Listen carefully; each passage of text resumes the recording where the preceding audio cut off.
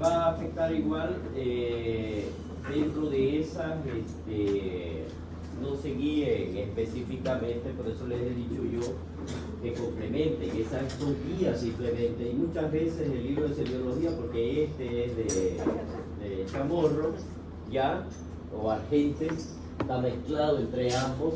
Si ustedes entran al libro de anatomía, ¡pum!, se lo va a modificar. Ya, entonces guíense por lo que es, por la anatomía directa, porque yo les voy a preguntar anatomía, si es que le llego a preguntar anatomía.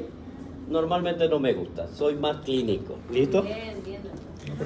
Pero igual por ahí no. No pregunto. Ya. Fármaco igual, ustedes están llevando fármacos, no llevar. No. Bueno, vamos a hablar del Nos llevamos. síndrome convulsivo, ¿listo? Hasta donde nos alcance el tiempo. Le dije a su compañero que sea 10 minutos.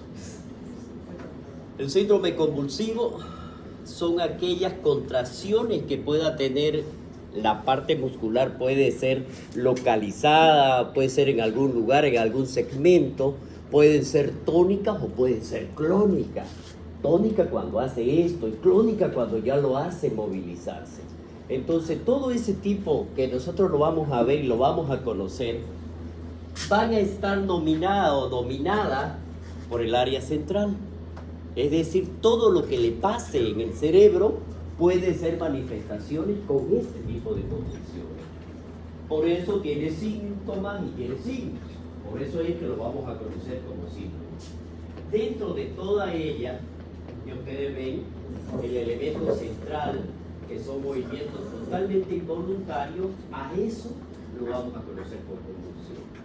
En este caso, se trata de una crisis aguda, donde la contracción muscular de los músculos estriados, totalmente involuntaria, que puede estar localizada, puede ser generalizada, tónica, clónica, tónica, clónica, y que se va a llevar adelante precisamente como descarga neuronal de una acción secundaria, es decir, no porque los músculos quieran contraer, sino que reciben la información de un grupo de neuronas que le están diciendo, señores, contráiganse. A eso es lo que le está diciendo aquí. Por lo tanto, toda esa sintomatología que se va a presentar puede ser sensorial, puede ser conductual, o puede ser cognitiva, o puede ser inclusive psíquica. Ya Juli ya habló sobre esto, y habló de un cuadro que lo clasificó como epilepsia. Y eso, dijo él, es un trastorno intermitente del sistema nervioso causada por una descarga excesiva y desordenada de un tejido nervioso cerebral. Todo esto llevaba a que afecte a un grupo de músculos. Entonces, ya miren ustedes, desde esa época ya existían estos conceptos básicos. De esa forma es que si nosotros hablamos de las crisis comiciales, por ejemplo, o convulsivas, lo vamos a conocer como un trastorno neurológico, que es lo que vamos a ver en la parte práctica. Nosotros, dentro de todo esto, más o menos el 5% de la población sufre en algún momento de su vida, va a sufrir una crisis convulsiva. Puede ser comisional, que hay veces que nosotros ni siquiera estamos haciendo nada, pero sentimos que se mueve la mitad, entonces pues la parte superior del pómulo derecho, porque le bajó el párpado superior, le empezó a parpadear. O sea, esas crisis son comisionales, ¿ya? Y la sufrimos en un 5% de la población. El solo 5% de ello va a tener de estas convulsiones que van a ser repetidas. La incidencia es en la primera infancia o al final de la época adulta, ¿no? ¿De dónde viene? De la palabra latina convelere, que significa sacudir, y consiste entonces en las contracciones involuntarias, rítmicas y bruscas de los músculos esqueléticos, y que pueden ser focales o generalizadas, mal coordinadas y de duración corta. Y si nosotros nos vamos a un concepto básico de esto, debemos distinguir los significados de los términos entre epiléptica y epilepsia. Miren ustedes. Entonces, cuando nosotros hablamos, por ejemplo, de una crisis epiléptica, ¿a qué nos estamos refiriendo? A este caso son las manifestaciones clínicas que resultan de una descarga paroxística anormal que puede ser excesiva o hipersincrónica de un grupo de neuronas del sistema nervioso central. Es decir, no le está diciendo dónde, pero hay un grupo de neuronas, yo lo comparo, miren así, como el anarquismo. ¿Saben qué quiere decir el anarquismo? El anarquismo quiere que hagan todo lo que ella hace. O sea, quieren que todas las otras neuronas hagan lo que ese grupo anormal de neuronas está haciendo. Se vuelven anárquicas. Ese es el anarquismo. Para que ustedes lo busquen, ese es el anarquismo. Y eso es lo que tratan de hacer en algunos países.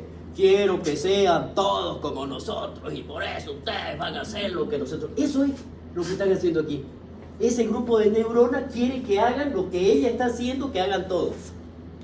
Y lo llega a lograr, porque todo el grupo muscular, vamos a ver cuando las crisis convulsivas generalizadas se llegan a tomar todas. Entonces, miren esto, y eso sería una crisis epiléptica. La epilepsia, en este caso, vendría a ser el trastorno que se caracteriza porque va a tener esta crisis epiléptica, pero son repetidas. ¿Ya? Esto implica entonces que personas que ya sufrieron una única crisis o crisis secundaria, factores agudos, que son corregibles, es decir, por un accidente cerebrovascular, por una encefalitis, yo lo puedo corregir. Por lo tanto, ya no van a haber más esos cuadros convulsivos. No se consideran epilépticos. Es decir, aquellos que siempre tienen a repetición serán epilépticos.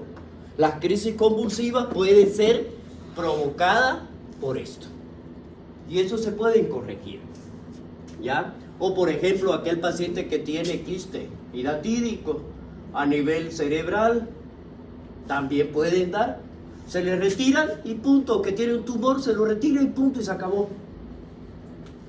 La incidencia entonces de la epilepsia, traumatismo o anorexia perinatal, traumatismo craneales, cicatrices cerebrales postinflamatorias, diversas que son 7% y desconocidas en un 28%. La epidemiología de esta de 5 a 8 por cada 1000 habitantes y aproximadamente 1.25 a 2 millones en Estados Unidos. Perdón, en la USA. United States. Estados Unidos. Los Estados Unidos, ¿no? En completo, pero que abarca, si nosotros vamos a ver 2 millones de ellos, es nada, pues. ¿No es verdad? No es nada. Pero entonces vamos a ver nosotros cuál sería el riesgo de esto. De acuerdo a este estudio, de 1 a 20 años el 1% y a 75 años hasta más del 3%. Entonces, coincide con la incidencia de estos cuadros en las primeras etapas y en las últimas etapas. Entonces, estamos de acuerdo con ello. Por lo tanto, la incidencia de este cuadro llevaría a 30 a 50 por cada 100.000 personas al año. Y eso es alto. Y eso habría que considerarlo porque nosotros tendríamos que ver cuáles son los riesgos de estas crisis epilépticas. El riesgo en toda la vida de tener una crisis es del 10%. Después de hemorragia lobar, después de la hemorragia subaracnoidea, después del infarto, más alto el embólico, las neoplasias en el sistema nervioso central en la epilepsia, los síntomas iniciales en un 30%, los tumores de crecimiento lento, tumores de crecimiento rápido y metástasis que puedan haber. Las neuroinfecciones y crisis epilépticas, las encefalitis por herpes o la meningitis bacteriana. Miren ustedes las diferentes causas, pero son subsanables. No es verdad, es decir, si nosotros curamos en la base de la epilepsia, entonces me va a subsanar el problema. Y aquí es donde vemos entonces cómo es que nosotros vamos a lograr estudiarlo esto. Para poder ser un poco más didáctica, es que para poder estudiarlo a este síndrome, se lo clasifica. Y ahí vamos a ver nosotros, según el tipo de crisis. la clasificación internacional de la crisis epiléptica por la Liga Internacional contra la Epilepsia, ¿qué hace? Lo clasifica en crisis parciales y crisis generalizadas y crisis inclasificables. Miren ustedes, las crisis parciales, ¿dónde se van a originar? Se van a originar en un área limitada de la corteza cerebral. Y aquí vamos a ver nosotros cuáles van a ser estas, las simples, donde no se afecta la conciencia. Está consciente el paciente de lo que está pasándole, con síntomas motores, con síntomas sensitivos, con síntomas autonómicos, con síntomas psíquicos, y aquellos que son complejas, donde sí ya hay una alteración de la conciencia, y aquellos que son secundariamente generalizadas. En la crisis generalizada, aquí ya se originan simultáneamente en ambos hemisferios cerebrales.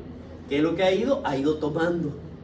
Entonces ahí vamos a ver de ausencia, ¿son las típicas o atípicas? En las típicas es aquel paciente que siente, porque siente un aura, le avisa previamente de que le va a venir su crisis, y son crisis de ausencia, que logran segundos. Entonces, ¿qué es lo que hace él o ella? Se toma de algo. Y desde ese momento hasta ese momento que pasaron segundos, no se acuerda ese tiempito. Y ellos pero tienen que tomarse de algo. ¿Ya? La mioclónica, la tónica, la clónica, la tónica clónica y las atónicas. Y las inclasificables son las que vamos a ver nosotros dentro de este cuadro para una clasificación semiológica para poderla distinguir. Esa es la clasificación semiológica que nos da dentro de estas crisis epilépticas. Vamos a ver aquellas que tienen auras. Pueden ser sensoriales, visuales, auditivas, gustativas, olfatorias, autonómicas, abdominales, psíquicas. Y aquí vamos a ver nosotros las crisis autonómicas. Aquí vamos a ver las crisis dialécticas o las motoras. Y dentro de esta vamos a ver nosotros las simples. Pueden ser clónicas o pueden ser tónicas o ambas que pueden ser combinadas o pueden dar espasmo. Es decir, se queda quieto en este momento, ¿ya? O mioclónica, que son los movimientos que realizan así, ¿ya? O versivas, que ya el paciente puede manifestarla de alguna otra manera para ver y poder ver complejas, automotoras, elásticas. Las especiales, por ejemplo, estas son negativas, el paciente tiene afasia, puede estar astáticas o atónicas o acinéticas o hipomotora, mioclonía negativa. Si nosotros vemos en este caso, por ejemplo, de los eventos paroxísticos que pueden suceder, pueden darme manifestaciones orgánicas como puede ser cualquier otro tipo de manifestaciones, ya sean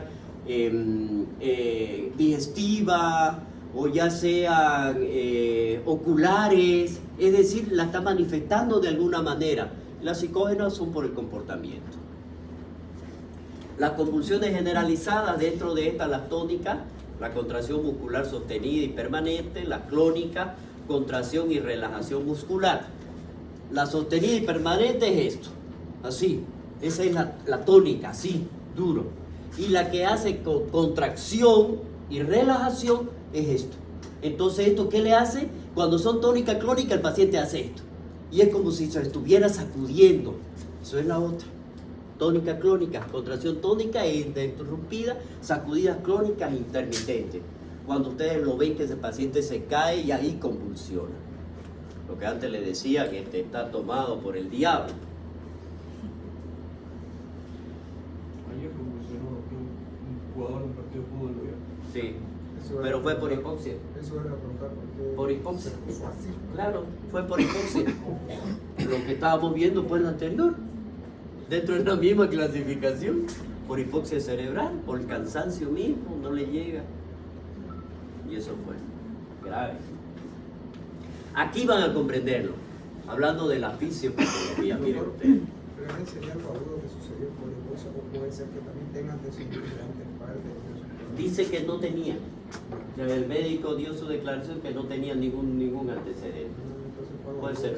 Puede ser por ese mismo, por cansancio, por estrés físico, todo ello puede llevar.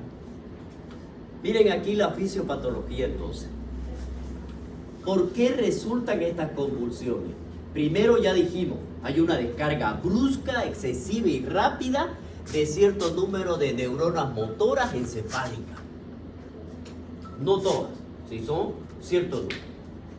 El foco convulsivo va a estar compuesto por neuronas córticos o subcorticales. Pues imagínense el cerebro, presenta una actividad eléctrica normal. Y ahorita nos vamos.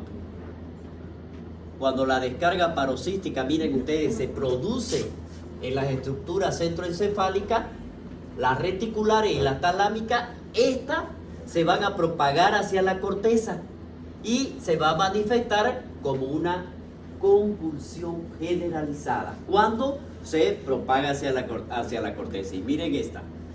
Si la descarga paroxística se produce en un sector limitado de la estructura motora cortical o subcorticales, la misma va a ser focalizada, es decir, solo de un miembro o solo un segmento. A eso es cuando se refiere si son generalizadas o no. Quedamos aquí y terminamos la clase de mañana. ¿Ya?